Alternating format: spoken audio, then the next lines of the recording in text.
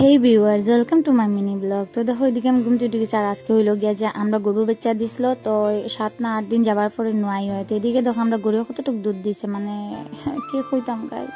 তো এদিকে দেখো এখানে 7 পাক চলে। অ্যাকচুয়ালি সিরিয়াসলি জানি না, এইটা করতে লাগে নিয়ম। দেখি আর এখানে 7 চক্কর না 6 চক্কর দেবা, এরা কি সুন্দর গরু বাচ্চাটা দেখো লগে লগে লাগে দেয়।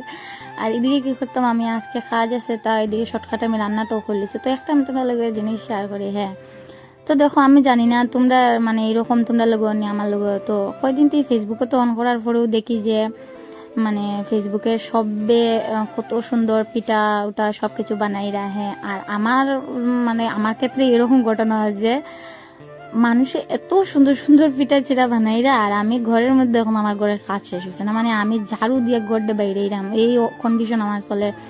আমি যে কোন আমার সংক্রান্তির দিন মনে কাজ থাকবো, আর আমি সবাই পিঠা চিরা বানিয়ে সংক্রান্তি করবে, আর আমি ঘরের মধ্যে কাজ করবো। এমন হয়েছে কন্ডিশন যে আমার ঘরের কাজ শেষ হয় না, সবাই পিঠা ওটা সব কিছু বানাই লিছেন, এত সুন্দর সুন্দর করে বানাইতরা আর পোস্ট করে। আমার মনে হয় যে আমি যদি ফেসবুক থেকে আনতে লই লিতাম তো ভালোই আসলো, আমার তো হেরানিতে লাগলো না। মানে আমি তো ওইটা ভাবলাম যে আমার কোন দিন কাজ শেষ হইব আর কোন দিন আমি বানাইমু। আর তাও আমার যেদিন বানানি মানে মঙ্গলবারে পড়ছে, এদিন আমার একদিকে যাবার, মানে এটা হইল গিয়া সোমবারের ভিডিও। আর আমি এটা আর কি সোমবারের ভিডিও এটা। আর তো আমি এখন মঙ্গলবারে এটা পোস্ট করার কারণে একদিন গ্যাপ দিয়ে দিয়ে পোস্ট করি, মানে আগের দিনের ভিডিও এদিন পোস্ট করে নাইলে এরকম হয় না, যেদিন তুমি ব্লগ করবা এদিন পোস্ট করতে তো রাত্রে হয়ে যায়। তো আমি তো যেহেতু 11টা 12টার ভিতরে পোস্ট করি আর লাগিয়া। তো এদিকে দেখো আমি রান্নাঘর আজকে পরিষ্কার করাতে লেগেছি। আর আমরা রান্নাঘরের তো জানো টিনের ঘর, আর টিন ঘরে জংও ধরে লিছে এত বেশি, মানে এত পরিমাণে কি কইতাম টিনের জং আর কি। যত কমসে কম 3-4 বার আমার চোখের মধ্যে ঘোরা ঢুকছে গিয়া, তারপরে মায়ের দিয়ে বাইরে ঘরে লাইছি এত বেশি। আর এত তো আমরা চুলার মধ্যে রান্নাও করি বেশিরভাগ, মানে চুলার মধ্যে বহুত টাইম আমি রান্না করি বহুত সময়।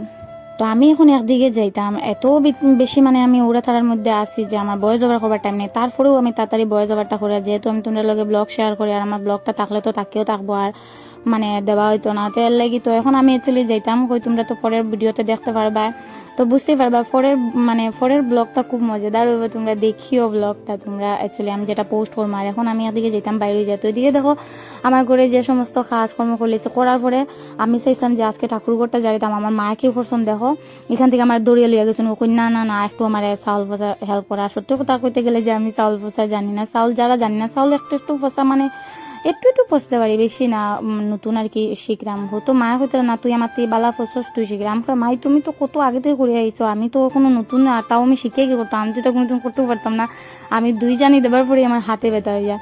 তো এখানে মারে দিছি, মানে 2-3 টুকরিও বা আমি ফসিয়ে দিছি, আর কষ্ট করি খুব কষ্ট। আর এখানে দেখো আমি স্নান করতে করতে দেখো পুরা মানে বিকালবেলা ভাব ধরে লিছি, পুরা একদম স্নানও করতাম এখন। তো আমি স্নান করছি দেখো পুরা রাত্রে হয়ে গেছে, স্নান করি আমি শুধু ঘরের মধ্যে আইছি রাত্রে হয়ে গেছে, তোমরা বিশ্বাস করো না। দেখো আর এটা দেখো আমার তোমরা চেহারা দেখো, আমার চুল এখনো ভিজা রয়েছে, সন্ধ্যা হয়ে গেছে।